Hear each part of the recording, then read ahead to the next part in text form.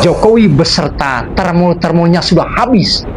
Nih, dengar analisa dari begawan politik Indonesia, tokoh reformasi Indonesia, Pak Amin Rais. Menurut saya, ada sekitar 13 masalah yang melilit Jokowi. Dan lilitan masalah itu lebih kencang dari lilitan ular sanca.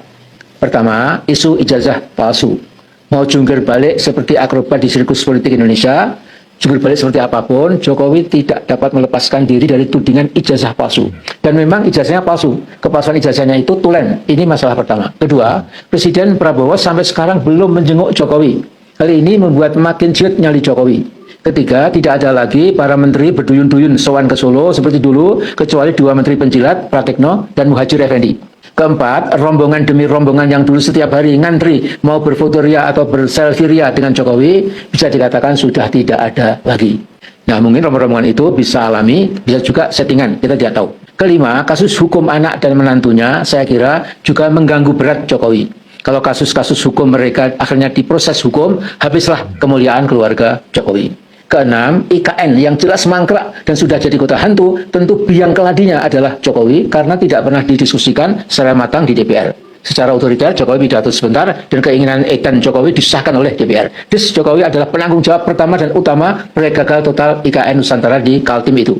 Ketujuh, front anti Jokowi di medsos telah menjadikan Jokowi bulan-bulanan pelecehan dan penghinaan Jokowi sekeluarga. Juga puluhan lagu bernada sinis dan sarkastik tidak pernah surut. Pokok tema lagu-lagu itu seolah Jokowi dan anak-anaknya sudah jadi sampah sosial politik bangsa Indonesia. Kedelapan, sebagian besar ternak Mulyono sudah berbalik arah. Kini ikut mengganyang Mulyono tanpa henti dan tanpa ampun. Kesembilan, Mulyono gagal membuat partai yang dia idam-idamkan, yang dia namakan Partai Super Terbuka.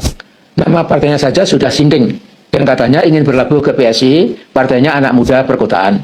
Apakah masa PSI berbahagia seandainya dipimpin oleh bapaknya Kaisang Pangarep yang luhak-luhak itu? Kesepuluh, oligarki yang dulu setia menemani Jokowi ini sudah pindah ke naungan Pak Prabowo.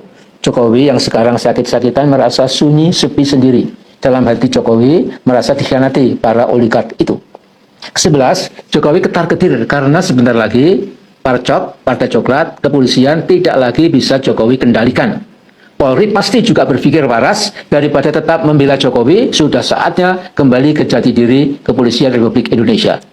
Ke-12, pukulan OCCRP yang menobatkan Jokowi sebagai pemimpin terkorup nomor 3 di muka bumi, ibaratnya pukulan KO dalam dunia tinju. Jokowi pingsan, kehilangan kesadaran, sehingga harus diusung keluar dari ring tinju. Ke-13, belakangan, Munarman mengusulkan seluruh harta Jokowi harus segera disita untuk menutupi hutang Indonesia yang berjumlah 8.909 triliun rupiah. Ke-13, masalah berat ini mengguncangkan jiwa Jokowi yang dulu pelitang-petenteng terus-terusan membohongi bangsanya. Jokowi sekarang mengalami keputusasaan. Citranya sudah jatuh sejatuh-jatuhnya, untuk meminjam istilah Jokowi sendiri, dan sudah dihina serendah-rendahnya. Kini Jokowi sudah putus asa seputus-putusnya.